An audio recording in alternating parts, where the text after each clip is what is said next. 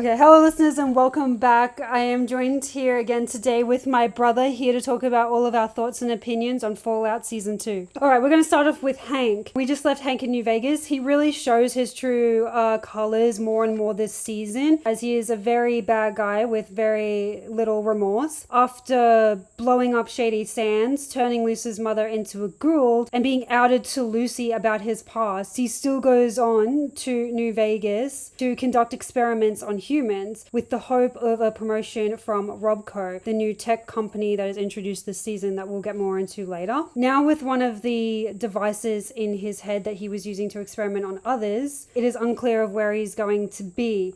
Will he remain this new sort of being? Will someone find a way to reset him to his old self? Will someone manipulate his thoughts into making him worse? Or is he faking the whole thing and he's not actually changed? See, a lot of that's really interesting because when you really look at Hank's character and the fact that he was married to Steph, and then in the newer part of the season, Steph got a hold of Hank's locker, which contained an Enclave Pit-Boy. So this entire time, he's been working for a promotion in Robco, but he's actually working for the Enclave. But that's basically Hank's story throughout the season. Next we'll move on to Norm. From where we left him in season 1, a part of me did believe that he was going to put himself into cryo sleep just to survive. However, he ended up doing the opposite of that and woke everybody else up instead. So he woke up a bunch of young interns. Buds.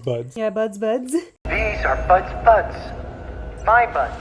And he was able to convince them in helping him find a way out of the bunker. I didn't think that they were actually going to end up in the surface. I thought perhaps, they were going to end up in another room within the bunker, and it was going to be like, I don't know, it could have been like a management room or something like that, like something new that was to bunkers, but they actually like ended up... a science room in the back. Yeah, something like that. They would kind of like open up a new can of worms, but they just ended up back at the surface actually. So Norm doesn't really get much answers to coming and finding out like what experiments is set to take place in Vault 32 and 33. But of course we do. We know that the FEV virus, the forced evolutionary virus, is going to be the main experiment for their vault. In the games, we already know what it does. It turns them into super mutants, which is what those big green guy was that helped the Ghoul. Interns that he ended up waking up from the cryo sleep figure out that he isn't who he says he is, and they were going to dispose of him, but they ended up coming across another enemy, these giant cockroaches, and every single one of those interns ends up getting killed by these giant roaches. One of the interns that Norm was like getting cozy with, I think her name was Claudia. I think it was a bit ridiculous that she ended up surviving the attack because she was literally in the room with everyone else and everyone else was mutated and somehow she's like still alive. But I guess it's nice to know that Norm not only has like a friend but a travel companion now that he's out in the Wastelands. So I guess the big questions we have for Norm is like what will happen next, and will he eventually run into Lucy or even his father? Yeah, I'm also like really interested to see where Norm's story picks up in the next season. I'm also interested to see what happens with Claudia and how their relationship develops in the next season.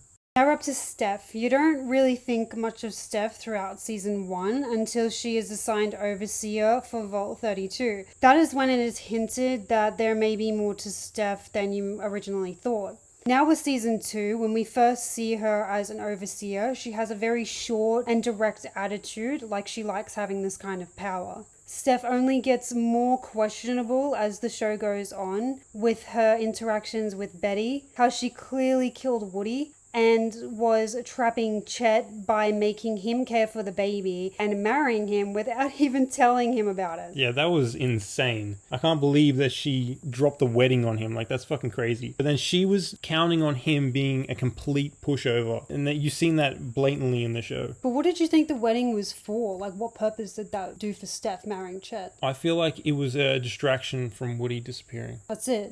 Partially. Because that's also something else that I kind of wondered, like, why did she actually want to marry him? Like, what would that prove? Especially when you find out that she's actually still married to Hank. I don't know.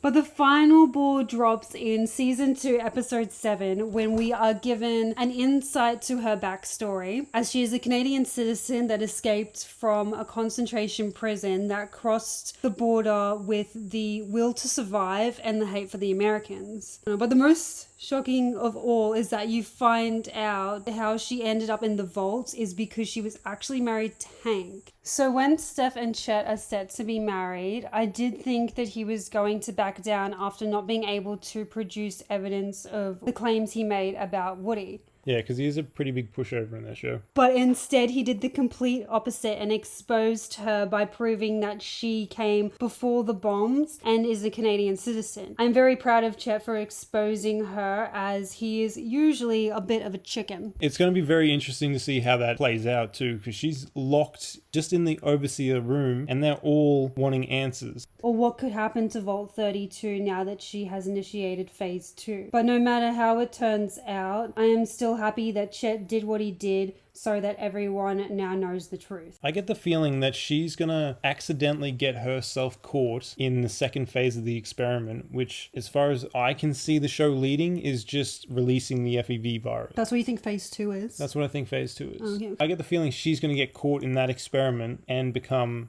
a mutant. Yeah, could be. Now we're looking at Maximus. At first it seems he has lost his way a bit being back with the Brotherhood. It doesn't last long as his friend Dane helps him stay on track. He also helps save some kids and Thaddeus from the Commonwealth. The biggest mistakes that Max makes this season is not killing Elder Cleric when he said he would. Now, due to this, he is being hunted by the Brotherhood and is considered an enemy. The one advantage he did have was taking the cold fusion with him, which Dane helped steal, then stayed behind with the Brotherhood, giving Max a man on the inside. For next season. It was a funny occurrence when Max and Thaddeus find and team up with the Ghould, which works out for the best as he gets to wear and honor the NCR armor in exchange for giving the cold fusion to the Ghould instead of Lucy like he planned. Yeah, him wearing that NCR armor is huge for any of the games that we're watching, because the NCR history goes all the way back to the second game. Matter of fact, that entire faction, if you look at the lore, was around for a good 50, 60 years before its destruction. Upon wearing the NCR armor, Max takes on a good few death claws before the rest of the NCR army join the fight. And when they do, that's actually a huge reference to the opening cutscene of Fallout New Vegas. This is how he finds and reunites with Lucy. I actually really love Max's story this season, and it was really iconic how he wore the NCR armor considering he came from Shady Sands. But I don't really know where he's going to end up next season. I mean, the last thing we seen was him with Lucy. That could really go anywhere. Now we're on to Lucy.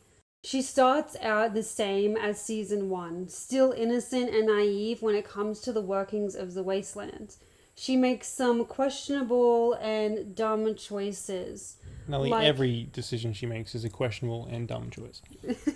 Yeah, like leaving the Ghoul to almost choke to death. Especially that. Or going after a screaming woman in an abandoned hospital.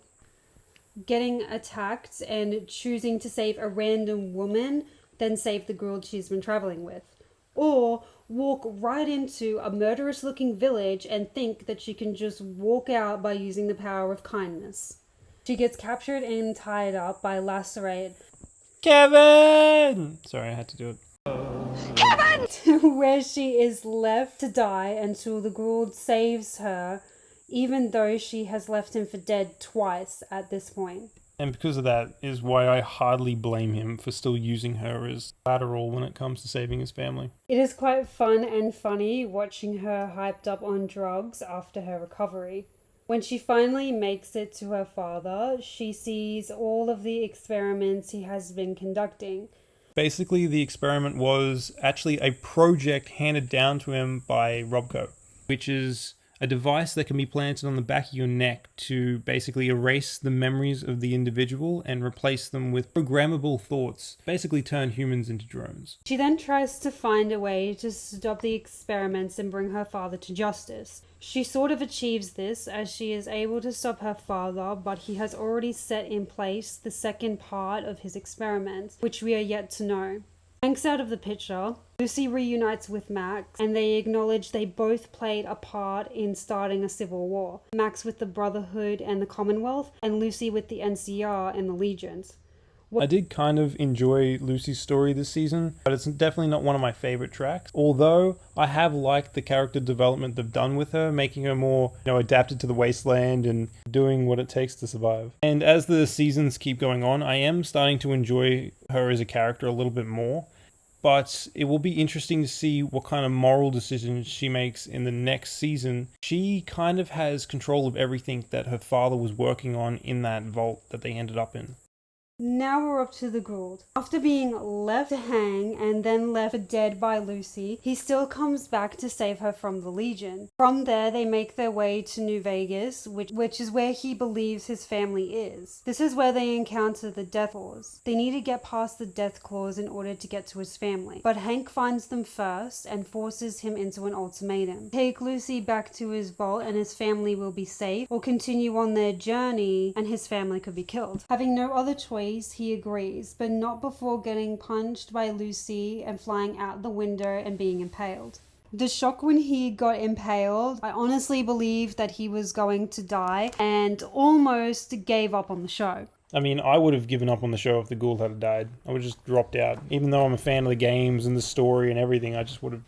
Yeah, he's kind of the only thing that keeps you hanging on really in the bulk of it. And when he was pushed out that window, I was just like, no, he can't die. It's all over. I didn't think he was going to die, though. Like, I had a feeling he was going to get off that pole. Well, yeah, the story's not complete. It's like, how can you... It didn't make sense to kill him off. Yeah, but still, it was just... It was a scare. It was a little scare. Luckily, that didn't happen. Instead, he is found and nursed back to health by other mutants. He is then found by Max and Thaddeus, where they make their way to New Vegas, but not before stocking up and giving Max the NCR suit in exchange for the cold fusion. They make it to Vegas, and as Max fights the Death Claws, the Ghoul gets inside where he activates the fusion and is reunited with Robert House, who then leads him to the management vault to find his family. When there, he helps out Lucy with Hank, then proceeds to find his family. Finally making it to the cryopods, he opens them to reveal that his family is not there. Just when all hope is lost, he finds a postcard left by his wife with a clue to where they may be.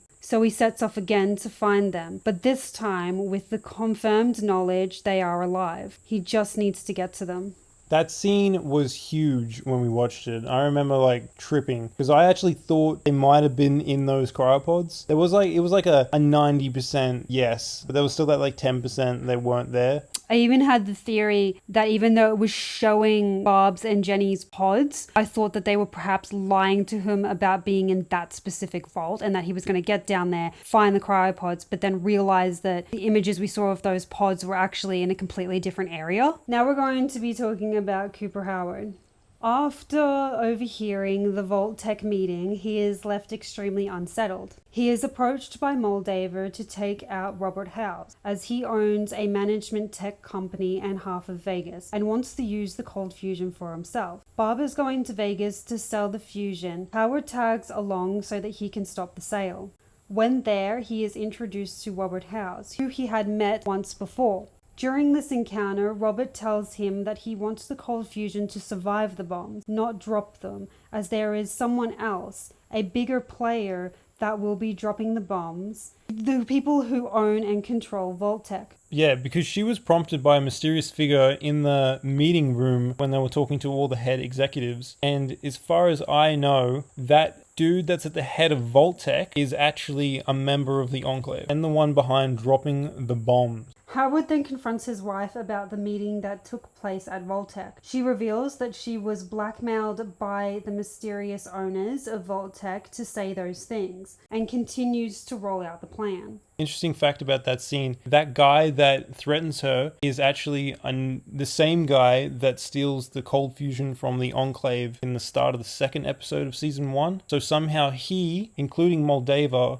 are still alive 200 years after the bombs dropped. Bob agrees to play along so that her family still has a chance of survival. Cooper doesn't accept this and carries through with his own plan to get the cold fusion and give it to the government in hopes that they will give it to the people and use it for good, then for bad like the corporations. Bob agrees to help and they get the cold fusion to the president with the help of a congresswoman. Little do they realize that the president and the congresswoman are actually a part of the Enclave. The last we see of Howard is in the flashbacks. He is getting arrested by the police, and we are left to believe it is because of what he did with the cold fusion. Honestly, I love his backstory. It is one of the key points of story in the entire show. Like, everything to do with Cooper Howard, him being before the war and like a Ghoul after the war, is just the only thing I fucking care about. And whether he did the right thing or not. From his perspective, not knowing that the president was actually a part of the Enclave and thinking that Robco was going to be the ones that dropped the bomb and Vault-Tec was obviously evil. Yes, he was definitely doing the right thing in that situation. And now that he's gotten arrested, like, it could go so many different ways. We already know it has to end with some kind of plea deal to, like, keep his family safe, because at the very start of the show in season 1, we see him working as a cowboy doing shows at a birthday party. So he's obviously going to get out of the predicament that he's in, but it's definitely going to cost him his reputation.